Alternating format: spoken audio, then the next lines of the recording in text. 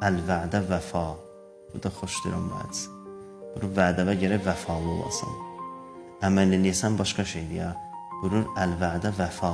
Vəfalı olasan vədəvə. Bir vəd vermisən, bir söz vermisən, vəfalı olasan o sözə qarşı. Quranda buyurur, la tuxliful miad. Mən vədəmdə xilaf eləmərəm. Ola bilməz ki, Allah bir şeyi vədə versin və o vədəyə əməl eləməsin. Amma bir dənə nöqtə deyim sizə.